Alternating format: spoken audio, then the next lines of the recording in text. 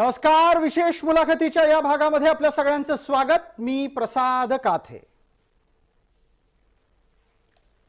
महाराष्ट्रात एकनाथ शिंदे यांनी वेगळी भूमिका मांडली आणि त्याच्यानंतर एक मोठा शिवसेनेतला गट त्यांच्या सोबत चालता झाला.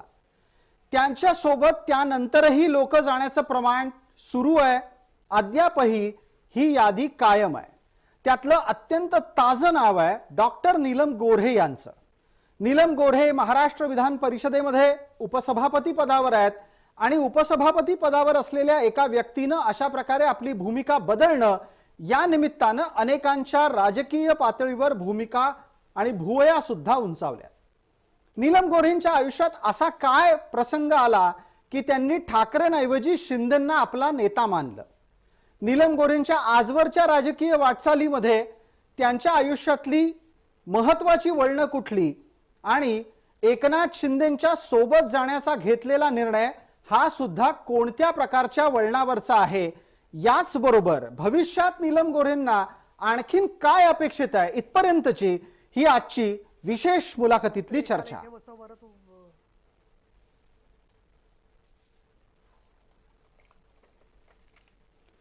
या चर्चेमध्ये आपल्या सोबत डॉक्टर नीलम गोऱ्हे जोडल्या गेल्या आहेत. मान्यवरांचं आपण चर्चेत स्वागत करतोय. नीलमताई, धन्यवाद, आपण या चर्चेत आलात आणि आम्हाला वेळ दिलात. माझा आवाज अतिशय नीट आपल्यापर्यंत पोहोचतोय अशी माझी अपेक्षा आहे. महाराष्ट्राला तुमच्याकडून जाणून घ्यायचं आहे की आपण ज्या ठाकरेंनी आजवर आपल्या सोबत न्याय केला असं म्हटलं जातं त्या ठाकरेंना सोडून शिंदेंसोबत जाण्याचा निर्णय नक्की कोणत्या दिवशी घेतलात आणि त्याला कोणता प्रसंग कारणीभूत आहे?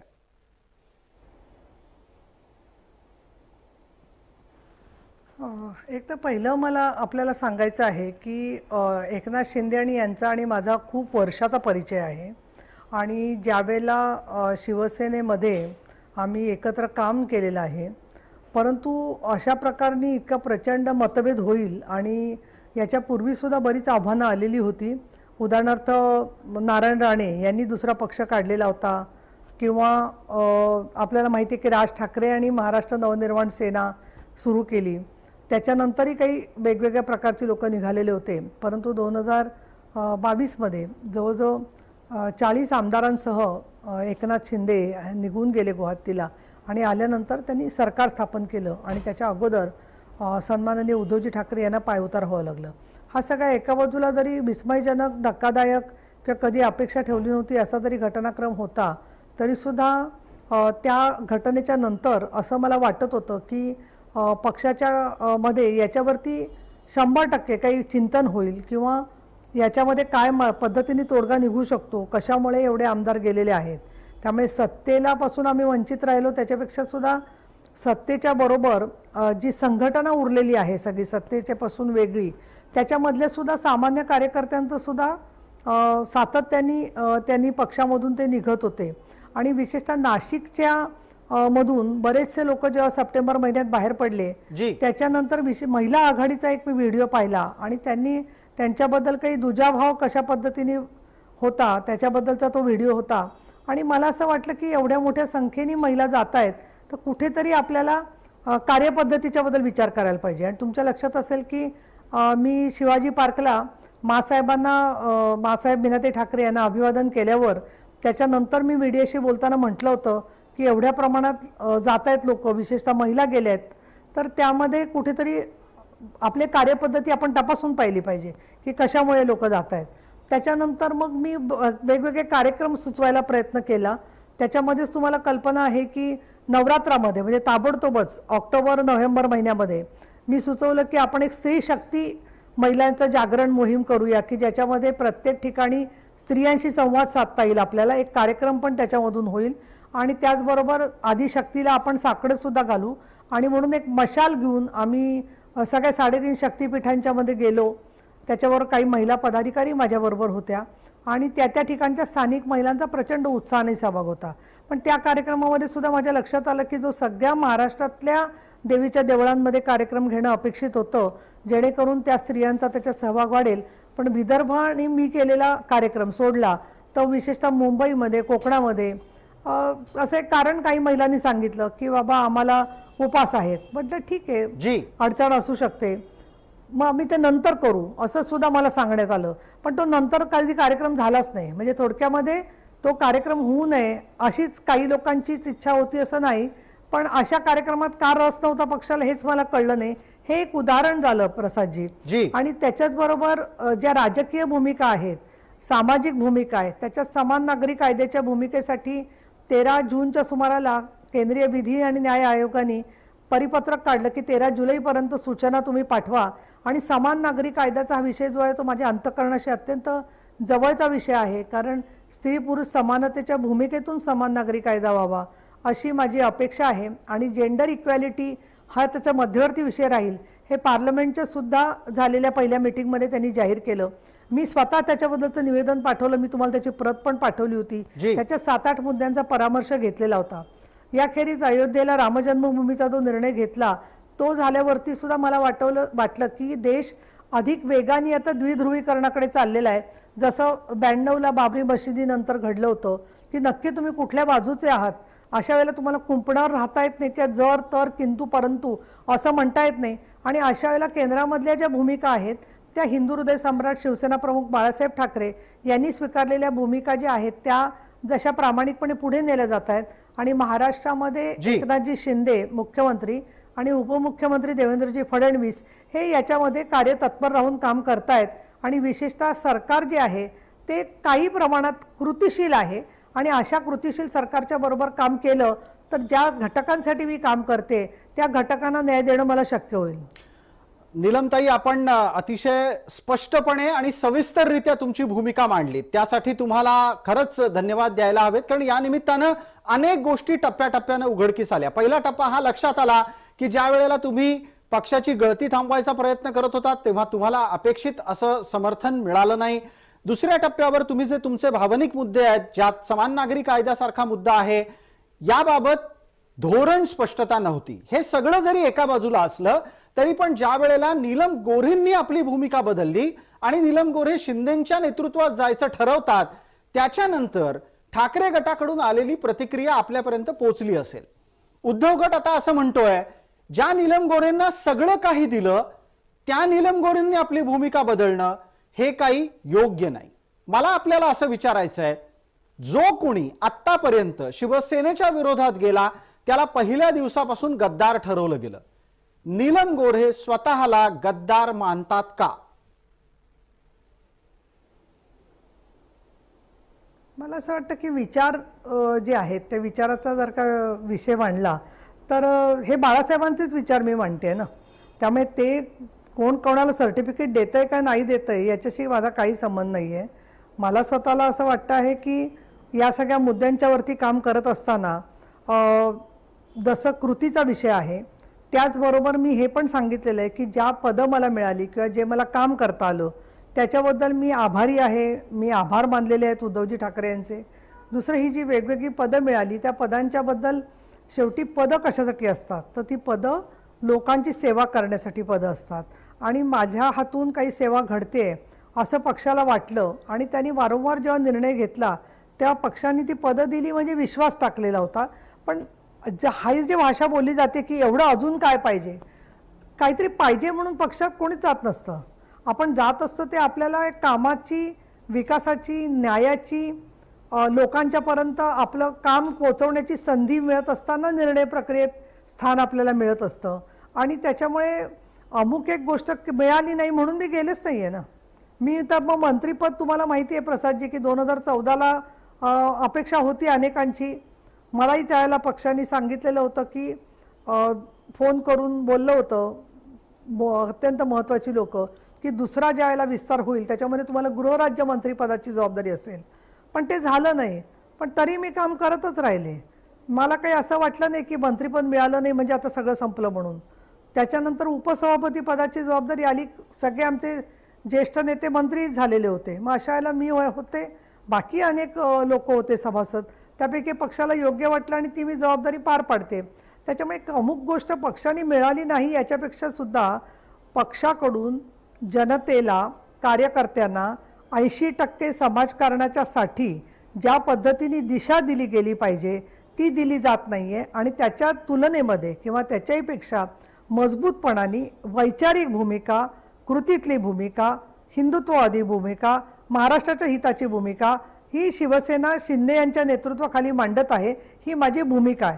त्यामुळे काय दिलं आणि काय घेतलं जी याचा काही गोष्टीच्या संदर्भामध्ये काही एक ज्याला आपण म्हणू बादरायण संबंध कोणीतरी जोडत असेल तर मला असं वाटतं की मी बोलते कुठली भाषा, मी भूगोलाची भाषा बोलते असं जरा समजा, इतिहासाची भाषा बोलते आणि त्याच्यावरती कोणी जर का फिजिक्सने उत्तर देत असेल त्याला काही अर्थच नाही आहे.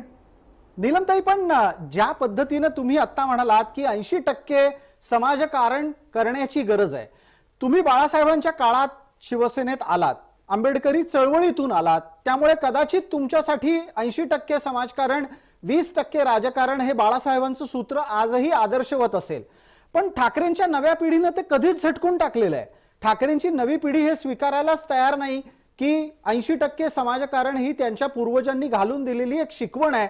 ते सरळ सांगतात, नाव घ्यायची काहीच अडचण नसावी. आदित्य ठाकरे सरळ सांगतात की नाही, 100% राजकारण शिवसेना करणार आहे. हा जो वैचारिक बदल झालाय हाच सगळ्यात जास्त अडचणीचा ठरतोय का उद्धव गटासाठी?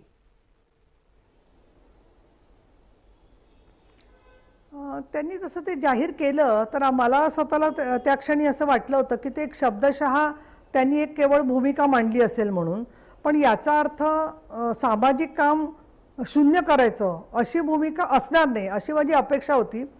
पण विशेषतः एकनाथ शिंदेंच्या वेगळा पक्ष म्हणजे पक्षीय भूमिका त्यांची वेगळी झाली, पक्षापासून ते निराळे झाले. त्याच्यानंतर तुरळक काही कामं वैयक्तिक लेवलला होत असतील, परंतु कार्यकर्त्यांना जो सामाजिक प्रश्नावरचा दिलं पाहिजे. आणि शेवटी असं आहे प्रसादजी, समाजकारण आणि राजकारण याच्यामध्ये एक सीमारेषा असते. आता हे ज्या शेतकऱ्यांच्या प्रश्नासाठी आपण काम करतो, त्यांना विमा मिळावा म्हणून काम करत असू, त्यांना काय धान्य वेळेवर मिळावं म्हणून काम करत असू, बियाणं मिळावं म्हणून वेळेवर काम करत असू, काय शहरामध्ये ॲडमिशन्स, मुलांची वह्या पुस्तकं वाटणं याच्यासारखे आपण कार्यक्रम करतो. तर हे म्हटलं तर समाजकारण असतं, म्हटलं तर कोणी ते म्हणेल की आम्ही राजकीय हेतूने करतोय. पण याच्या पलीकडचं सुद्धा जसं मराठी भाषेचा विषय असेल किंवा वेगवेगळ्या ठिकाणी रोजगार देण्याचा प्रश्न असेल, स्थानिक लोकाधिकार समितीचा प्रश्न असेल, तर ह्या सगळ्या गोष्टीचं काम केल्याशिवाय सामान्य कार्यकर्त्याला मार्गच नाही आहे. हॉस्पिटलमधलं एखादं बिल जास्त झालंय, डॉक्टरकडून आम्हाला मदत पाहिजे, हे काम झालं तर आम्ही करणार नाही समाजकारण असं म्हणताच येणार नाही कुणालाच. आणि त्यामुळे मला असं वाटतं की त्यावेळेचं त्यांचं जे म्हणणं होतं आदित्यजी ठाकरे यांचं, ते काही पक्षामध्ये काही याच्यावरती काही फार मोठी चर्चा झाली किंवा त्याच्यावरती मतांतर झाली असं काही पक्षामध्ये घडलंच नाही त्याच्यामध्ये. परंतु गेल्या दीड वर्षामध्ये मात्र मला असं दिसून आलं सातत्याने की रोज सकाळी पत्रकार परिषद घेतली जाते आणि त्याच्यानंतर दिवसभर ती पत्रकार परिषद वेगवेगळ्या वाहिन्या दाखवतात आणि ती बघायचं काम कार्यकर्ता करतो. काही ठिकाणी तुरळक आंदोलनं होतात, पण त्या आंदोलनामध्ये 50 ते 100 लोकांचा सहभाग असतो आणि बाकी जो समूह आहे शिवसेनेशी संबंधित समूह आपण धरू की 1 लाख, 10 लाख, 5 लाख असा आहे, त्यांच्यापर्यंत पोहोचण्याचा कुठलाच कार्यक्रम होत नाहीये. हे रोजचाच कार्यक्रम झाला. दिनक्रम हाच की ज्या दिवशी मातोश्रीला बोलवलं ते जायचं, मग कधी ॲफिडेव्हिट करून द्यायची, बाकीचं काही कोर्टाची केस चालू होती तोपर्यंत तेही 4-6 महिने मी हे केलं की ठीक आहे ते काही याची कामं असतील सुप्रीम कोर्टाची, पण त्या कामाच्या खेरीज सुद्धा लोकांची पडझड होऊ नये, कार्यकर्त्या नीतिधेयांनी खचू नये. त्याचबरोबर तुम्हाला मला असं दिसलं काही चळवळींच्या मध्ये, मी नाव घेत नाही, की फक्त फूट नाही पडली तर कार्यकर्ता किंवा सैनिक जो असतो तो हळूहळू ज्याला आपण म्हणून निष्क्रिय होऊन कामामधून बाजूला फेकत जायला लागला. ती मला तळापासून शिवसेना उखडली जाण्याची किंवा तळापासूनची शिवसेना निष्क्रिय होण्याची, ते खचण्याची चिन्ह दिसायला लागली. त्यावेळेला मी परत दौरे केले. काही भागामध्ये मी काही निमित्ताने गेले होते, तर काही ठिकाणी ज्याला आपण म्हणू माझी शासकीय बैठका होत्या त्यासाठी गेले होते आणि तिथे कार्यकर्त्यांशी बोलताना मला जाणवलं की प्रचंड मोठ्या प्रमाणात कार्यकर्त्यांशी बोलताना ज्या वेळेला आमचं सरकार होतं त्या संदर्भातलं सुद्धा एक मुद्दे आहेत, अस्वस्थतेचे मुद्दे आहेत की आपलं सरकार असताना कोविडमध्ये काम झालं, परंतु कोविडच्या खेरीज नंतर लोकांची जी अपेक्षा असते की पालकमंत्र्यांनी किंवा आपल्या मुख्यमंत्र्यांनी, आपल्या पर्यावरण मंत्र्यांनी, जिल्हाधिकारी आहेत, पोलीस आहेत, यांच्याबरोबर आपला कुठेतरी समन्वय करून द्यावा, आपली कामं जी आहेत ती सोपी व्हावीत, आपल्या राजकीय कामाचं रेकग्निशन व्हावं, या दृष्टिकोनातून एका सुद्धा जिल्ह्यामध्ये कुठेही कार्यकर्त्यांच्या पाठीमागे जे उभं राहणं पक्षाने, सत्तेतल्या लोकांनी, हे घडलं नाही. आणि शिवशाहीचं सरकार होतं, तर तुम्हाला आठवत असेल की शिवसेना भवनातून बरीचशी कामं जशी होत होती ते कोविडच्यामुळे झालं नाही. पण 2021 मध्ये कोविड संपल्यानंतर मी स्वतः माननीय उद्धव साहेबांना अनेक बैठकांच्या मध्ये सुचवलेलं होतं की तुम्ही ज्या प्रश्नांवरती काम केलं त्याच्यात तुम्हाला आता जाणं शक्य नसेल तर तुम्ही त्या संदर्भात ऑनलाईन बैठका घ्या, लोकांना बोलवून घ्या, अधिकाऱ्यांना बोलवून त्याचा फॉलोअप करण्याचा प्रयत्न आपण करूया. तुम्हाला लागलं तर मी मदत करते आणि 4-4, 5-5 आमदारांच्या बरोबर त्याचा आपण फॉलोअप करूया. मी उपसभापती असल्यामुळे अधिकारी जर का काही त्याच्यात अडचणी असतील तर त्यात सुद्धा मदत करायची माझी तयारी आहे. पण त्यांना ती काही मदत घेण्याची आवश्यकता वाटली नाही आणि नंतर मग आपली कामं होत नाही म्हणून सगळं एवढं मोठं बंड झालं. मी असा कधीच दावा करणार नाही की मी मदत केली असती तर ते बंड झालं असतं का नसतं, परंतु ज्या प्रमाणे आमदारांना मदत करणं हा एक भाग झाला. पण आमदारांच्या बरोबर शिवसेना पदाधिकाऱ्यांना जे काही गरज लागते तिथे पक्ष त्यांच्या पाठीमागे उभा आहे. तन मन धनानी ह्या संदर्भातला संदेश देण्यामध्ये खूप कमी पडला पक्ष असं मला वाटतं. यामध्ये एक इंटरेस्टिंग मुद्दा आहे. तुम्ही असं सांगत आहात की जेव्हा सत्ता होती तेव्हा ती सत्ता संघटनेलाही टिकवून ठेवण्यासाठी राबवली जाणं गरजेचं होतं. एक मुद्दा यातला घेतो आणि पटकन आपल्यापर्यंत येतो. तो मुद्दा असा आहे, तुम्ही असाही प्रस्ताव तुमच्या नेतृत्वाला अर्थात उद्धव ठाकरेंना दिल्याचं म्हणालात की जेव्हा जेव्हा प्रत्यक्ष जाणं शक्य नाही तेव्हा तुम्ही ऑनलाईन संपर्कात या, आणि ते झालं नाही. मला हेच समजत नाहीये की सत्तेत असताना जे उद्धव ठाकरे सर्वाधिक काळ फेसबुकवर असायचे, किंबहुना सरकार त्या माध्यमातून यशस्वीरित्या चालवल्याचा दावा करत होते, ते संघटनेकडे का बघू शकले नाहीत? आणि मुळात संघटनेच्याकडे लक्ष ठेवायला एक ठाकरे मोकळा ठेवायला हवा होता, ही गोष्ट का घडू शकली नाही? याचं उत्तर असं आहे प्रसाद की आम्ही अनुयायी आहोत. आम्ही काही स्वतः नेत्या सुद्धा नव्हते. मी इतक्या 50-55 वर्षाच्या कालखंडामध्ये शिवसेनेने उपनेत्या केल्या, शिवसेनेने प्रवक्ता केलं, म्हणजे मलाही केलं, बाकीच्याही महिलांना प्रवक्ता केलं. पण शिवसेनेमध्ये सर्वोच्च निर्णय ज्या स्तरावर होतात आणि ते म्हणजे पक्षप्रमुख आणि नेते, त्या नेत्यांमध्ये एकही महिला नाहीये, माझाही त्याच्यात सहभाग राहिलेला नाही. त्यामुळे ज्या 7-8 स्तरावरची पदाधिकाऱ्यांच्या बैठका होतात, मग कधी उपनेते, कधी प्रवक्ते, कधी आमदार, त्याच्यामध्ये जे काय होईल तेवढं आम्हाला कळायचं. मग त्याच्यात कधीतरी बोलायचो आम्ही, नाही असं नाही, सांगायचा प्रयत्न करायचा. पण बहुतेक त्याचं स्वरूप हे कार्यक्रम सांगणं असं असतं. शेवटी नेते आमचे ते मार्गदर्शन करणार आणि आम्ही ते ऐकायचं.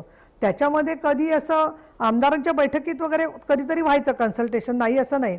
परंतु बाकीच्या बैठकांच्या मध्ये चर्चा अशी होतच नाही ना. आमचं काम जे आहे ते अनुयायी म्हणून ते सांगतील ते ऐकायचंच असायचं. आता नेत्यांच्या बैठकीत चर्चा होते की नाही मला नाही सांगता येणार, कारण नेत्यांच्या बैठकीला कधीच मी बसलेली नाहीये एवढ्या वर्षामध्ये. त्यामुळे दोघांपैकी एक ठाकरे का नाही रिकामे राहिले, त्याच्यानंतर दोघांच्यापैकी या बैठकांचं काय झालं. पण माझा अंदाज असा आहे की नेत्यांनी पैकी काही जण जे अनौपचारिकरित्या बोलायचे, काही जण त्यांच्यावरून ते बोलत होते, सांगत होते की हे केलं पाहिजे म्हणून. आपण बिलकुल आपण असं सांगता आहात की संघटनेकडे लक्ष देणं गरजेचं होतं आणि त्याच संघटनेच्या निष्क्रिय होण्याची वाटचाल ही सत्तेमुळे झाली. म्हणजे खरं तर ही गंमत आहे खूप मोठी. आपण नेहमी पाहत आलोय, एखादा पक्ष सत्तेत आला की तो मोठा होतो, वाढतो, विस्तारतो. शिवसेनेबाबत एकदम उलट झालं. तुम्हाला असं नाही वाटत, जे मातोश्रीचे सल्लागार आहेत, जे दररोज सकाळी 10 वाजता पक्षाला दिशा देण्याचं काम करतात आणि पक्षाला नुसती दिशा देत नाहीत तर ते ठाकरेंचे विचार जगाला सांगतात असं म्हणतात, त्यांना या माध्यमातून संघटनेकडे लक्ष देण्यासाठी स्वतः योगदान करावं असं नसेल वाटलं? मी संजय राऊतांविषयी बोलतोय, तुम्हाला लक्षात आलं असेल. संजय राऊतांनी तसा विचार केला तर मॅक्झिमम दौरे केले, म्हणजे नाही केले असं म्हणणं योग्य होणार नाही. विशेषतः त्यांच्याकडे जो भाग होता नाशिक, जळगाव, त्याच्यानंतर पुणे, त्याच्यामध्ये ते येत होते सातत्याने जे आहेत ते. पण बाकीच्या जिल्ह्यांच्या मध्ये नेत्यांचे दौरे राऊतांचे झाले, काही काही जण करत होते. रामदास कदम त्या भागामध्ये दौरे करत होते, परंतु डाके साहेब तर आजारी होते. पण अनेक कारणांच्यामुळे फक्त नेते असं नाही. तुमच्या लक्षात असेल बघा, 2017ला मला वाटतं 63 आमदारांना घेऊन उद्धव साहेबांनी मराठवाड्यात दौरा केला होता. प्रत्येक तालुक्यात आमदार पाठवले होते. तसं 2021चं कोविड संपल्यावरती त्या प्रमाणात दौरे नाही झाले असं मला वाटतं. दुसरं, काही आमदार संपर्क प्रमुखांना पाठवलं गेलं, पण एक तर दौरा असा हे झाला विचित्र म्हणता येईल की लोकसभेचं अधिवेशन चालू आणि खासदारांना सांगितलं की आमदार तुमच्या मतदारसंघात जातील, त्याबरोबर खासदार सगळे लोकसभेचं सोडून अधिवेशन इकडे आले निघून, कारण त्यांच्या भागात दौरा आहे म्हटल्यावरती त्यांना म्हणजे लोकसभेच्या खासदारांचं अधिवेशन आहे त्यावेळेला आपण दौरा आमदारांचा कसा करायचा, त्यांच्या भागात दौरा असताना खासदारांना न घेता बरोबर कसे दौरे करून चालेल, लोकसभेचं अधिवेशन सोडून आपण दौरे केले पाहिजेत, या गोष्टींचे भान जर का जे लोक आखणी करतात त्यांना नसेल किंवा सांगून सुद्धा ते लक्षात येत नसेल तर मग सगळा पक्ष विस्कळीत होणारच ना. आणि सल्लागारांना दोष देण्यापेक्षा मी काय म्हणेन की शेवटी सचिव जे आहेत त्यांचं काम तिथे पक्षप्रमुखांबरोबर राहून तिथे असणाऱ्या प्रश्नांचा पाठपुरावा करणंही असतं. पण एक आहे की आता मी सल्ला देणं सगळं शक्य आहे, पण आमचा सल्ला नकोच असेल कोणाला तर स्वतःहून माणसांनी किती वेळेला सल्ला द्यायचा हे मला कळत नाही. उलट प्रत्येक वेळेला आपण सांगितलं की काही व्यक्ती, म्हणजे सगळ्या नाहीत पण काही व्यक्ती अशा होत्या की हां हे काय करतायत, इथे एवढ्या काल तिथे 5,000 लोक जमले होते, कुठे 2 ठिकाणी साहेब पाहिलं ना, साहेब गेले तर नुसती सभा होती तर तिथे महाविराट सभा झाली होती. म्हणजे असं करून ज्याला आपण म्हणतो ना पांघरून घालून मोकळं व्हायचं साहेबांना बरं वाटावं म्हणून, की ज्याच्यामुळे उद्धव साहेबांची पण वंचना होईल. आणि हे म्हणण्याची कोणाला हिंमत होती प्रसादजी की बाबा दोघांच्यापैकी एकाने मंत्री होऊ नका म्हणून. उद्धव साहेबांनी मुख्यमंत्री व्हावं असं आम्हाला वाटत होतं, हे खरं आहे, पण आम्हाला असं वाटलं नाही की मधली फळी जी आहे ती पण सगळी निष्क्रिय होईल किंवा काही लोकांवर जी जबाबदारी संघटनात्मक टाकून त्यांना तेवढा अधिकार द्यायला पाहिजे होता की तुम्ही ते करा आणि ते करत असताना मी त्याच्यावरती देखरेख करण्यासाठी अमुक एवढा वेळ देईन. ते थोडंफार चालू होतं, परंतु त्याच्यामध्ये जे कार्यकर्त्यांना दिलासा पाहिजे होता कामाच्या संदर्भामधला तो त्यांना मंत्र्यांकडे जात होते मग कार्यकर्ते जे आहेत ते. परंतु संघटनात्मक कामामध्ये ज्यांना मंत्र्यांचा ऍक्सेस आहे त्या थोड्याफार लोकांची कामं होत होती, पण तालुका प्रमुख, उपविभाग प्रमुख, महिला आघाडी प्रमुख, कामगार सेनेचे स्थानिक यांना प्रत्येकाला काही असा मंत्र्यांकडे ऍक्सेस नव्हता. मग त्यांना ऍक्सेस शेवटी पक्षाकडे असतो, त्यामुळे पक्ष मजबूत करून त्यांनी ते म्हणतील त्याचा फॉलोअप 10-20% झाला असेल, मी असं नाही म्हणणार शून्य झालं म्हणून. ते परत काम आत्ताचे असणारे अनेक मंत्री जे आहेत स्वतः एकनाथ शिंदेसह हे पण ते काम करत होते. पण पक्षातल्या मंत्र्यांपेक्षा आमदारांपेक्षा शिवसेनेच्या पदाधिकाऱ्यांची फळी मजबूतपणाने जिला सन्मान आहे सत्तेमध्ये अशा प्रकारची झाली नाही, हे खरं आहे. आपण जे निरीक्षण मांडलत ना, मला पटकन गांधी घराणं आणि काँग्रेस डोळ्यासमोर येते. हेच सगळं 2014च्या आधी 10 वर्ष सत्तेत असलेल्या काँग्रेसबद्दल झालं. गांधींच्या भोवती एक कोठरी जमली, त्या कोठरीनी सातत्यानं गांधींना वेगळ्याच वळणावर नेलं, त्यांचा सतत उदो करत राहिला. परिणामी काँग्रेसची काय स्थिती आज आपण महाराष्ट्रात झालेली आहे, देशात झाली आहे ते पाहतो आहोत. आपण जे आता निरीक्षण संपूर्णपणे नोंदवलंय, संघटनेबाबत नोंदवलंय, शिवसेनेसारख्या संघटनेबाबत नोंदवलंय जो एकेकाळी महाराष्ट्रातला बलाढ्य विरोधी पक्ष समजला जायचा, आजच्या घडीच्या अनुसार जर आपण शिवसेनेच्या समोरची फुटपट्टी लावायची असेल, ती पुढच्या 15 वर्षाची जर लावायची आहे तर शिवसेना नावाला तरी महाराष्ट्रात शिल्लक राहील का? अर्थात आत्ताची शिवसेना शिंदेंकडे आहे, पण ठाकरेंचा करिश्मा महाराष्ट्रात पुढच्या 15 वर्षात टिकेल का?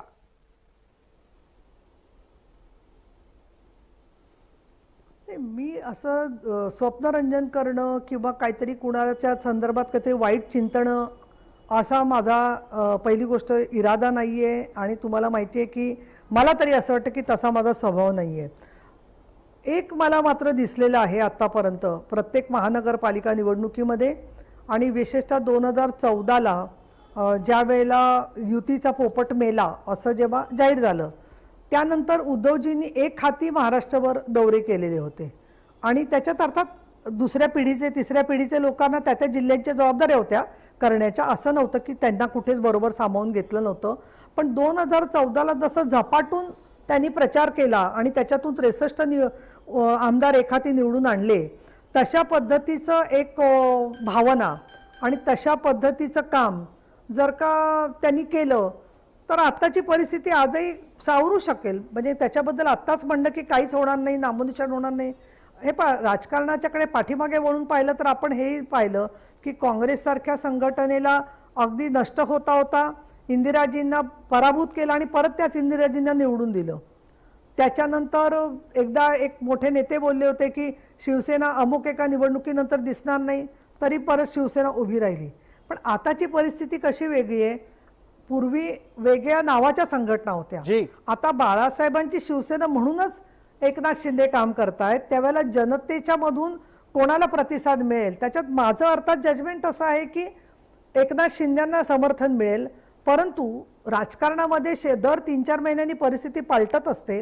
त्यामुळे निवडणुकीच्या काळामध्ये कोण कसं काम करतंय आणि लोक कसा विश्वास टाकतायत याच्यानुसार निवडणुकांचे निर्णय होतात असं आतापर्यंत इतिहास सांगतो. परंतु मला या संदर्भामध्ये जास्त आशादायी परिस्थिती या सरकारची वाटते, केंद्रात वाटते नक्कीच, आणि राज्यात पण वाटते आहे. आणि त्याच्यामुळे मला असं वाटतं की यांच्यासाठी काम करावं.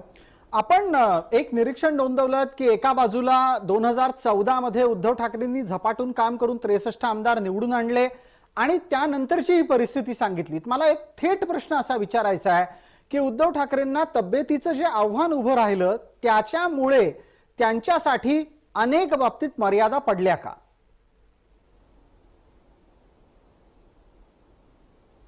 नाही, त्याच्या आधी मला एक छोटं तुमच्याकडे आता हेडिंगला येते की नीलम गोऱ्यांना शिंदेकडून पदाची अपेक्षा असा प्रश्नचिन्ह होतंय. जी, मी त्या मुद्द्यावर येणार आहे. नेतेपद नीलमताई मी त्या मुद्द्यावर येणार आहे. सविस्तर चर्चा मला त्यावर करायचीच आहे. तसाही पुरेसा वेळ मिळेलच. फक्त आता आपण पटकन जर समजा जो प्रश्न मी आपल्याला विचारला मी त्यावर आपण बोललात तर फार बरं होईल. मी परत विचारतो एकदा प्रश्न माझा असा आहे, उद्धव ठाकरेंच्या कार्यपद्धतीबाबत तुम्ही सांगत असताना म्हणालात की एकेकाळी त्यांनी झपाटून काम केलं 2014ला, पण नंतर तब्येतीमुळे त्यांच्या समोर आव्हानं आणि मर्यादा आता उभ्या ठाकल्या आहेत का? नाही, एवढी काय त्यांची तब्येत आता खराब आहे असं मला वाटत नाहीये. कारण त्यांनी दौरे वगैरे सुरू केलेले आहेत. मधल्या काळामध्ये त्यांना जेव्हा मे गेल्या वर्षी आजारपण आलेलं होतं, त्याच्यानंतर काही काळ त्यांना त्रास होत होता. त्यांनी तो स्वतःही अनेक भाषणांमधून वगैरे सांगितलेला आहे. आता खरा प्रश्न पुढे असा आहे की यामध्ये ज्यांच्यावर ते डिपेंड होतात किंवा ज्यांच्यावरती ते जबाबदाऱ्या टाकतायत ही लोक कितपत म्हणजे स्वतःच्या वेस्टेड इंटरेस्टच्या पलीकडे जाऊन त्यांना वस्तुस्थितीपर्यंत पोचू देतील, विशेषतः तिकीटं देत असताना आमदारकीची, खासदारकीची, याच्याबद्दल माझ्या मनात खूप शंका आहे. कारण काही वेळेला पूर्णपणाने त्यांची दिशाभूल करून चुकीचे निर्णय करून घेण्यामध्ये सुद्धा काही व्यक्तींचा हातखंडा आहे. आणि मग त्याच्यामध्ये चुकीचे निर्णय झाले तर सगळंच जातं तिकडचं आपलं स्थान जे आहे ते. आणि त्यामुळे त्याचं जजमेंट घ्यायला त्यांची पूर्वीची पद्धत अशी होती की ते 7-8 ठिकाणाहून माहिती घ्यायचे उमेदवारांची.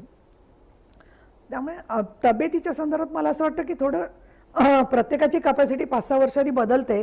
परंतु आज सुद्धा त्यांनी जात असताना प्रत्येक ठिकाणी काम करताना ते जेव्हा दौरे करतात त्यावेळेला त्यांनी त्यांच्या भाषणामध्ये, म्हणजे मी त्यांना कोणाला वाईट वाटेल पण मी ते जेव्हा चिपळूणच्या सभेला गेले होते त्यावेळेला मी त्यांना रिक्वेस्ट केली होती की म्हणजे नम्र विनंती असंच म्हटलं होतं की साहेब तुमच्या भाषणामध्ये तुम्ही 60 ते 70% तुमची महाराष्ट्राला तुम्ही काय देणार परत आलात निवडून तर हे बोला. कारण शेवटी विद्यार्थी आहेत, गृहिणी आहेत, सामान्य शेतकरी आहेत, हे तुमच्याकडे एक महाराष्ट्राचे माजी मुख्यमंत्री आणि बाळासाहेबांचे सुपुत्र म्हणून पाहतोय. अशा वेळेला तुम्ही अमक्यावर टीका कर, तमक्यावर टीका कर, ह्याच्यापेक्षा जास्त सकारात्मक भाषण करा. पण साहेबांनी नाही केलं ते. साहेबांनी टीका करायची ती मी समजू शकते, ती टीकेला प्रतिटीका करणं भाग असतं. परंतु वादविवादामध्येच बरंचसं भाषणाचा भाग त्यांच्या वाया जातो आणि तीच कॉन्ट्रोवर्सी होते. तर सामान्य मतदाराला ते आवडत असतं की नाही हे आत्ता मी सांगू शकत नाही, त्याचं उत्तर काळ देईल. नीलमताई, आपण जोडलेला रहा. आपल्या या चर्चेला आपण पुढच्याही टप्प्यात नेणार आहोत आणि त्या निमित्तानं नीलम गोऱ्हे यांच्याबद्दल झालेले आरोप, त्यांना भविष्यातलं राजकारण कसं करायचंय, नीलम गोऱ्हेंचा राजकीय वारस आहे का, अशा विविध प्रश्नांची चर्चा आपल्याला करायची आहे. आपण विशेष मुलाखतीच्या पुढच्या भागात नीलम गोऱ्हेंच्या या अनुषंगानं चर्चेतली उत्तरं ऐकणार आहोत. लगेचच परत येतोय विशेष मुलाखतीच्या पुढच्या भागात. आपण पहा फक्त जय महाराष्ट्र.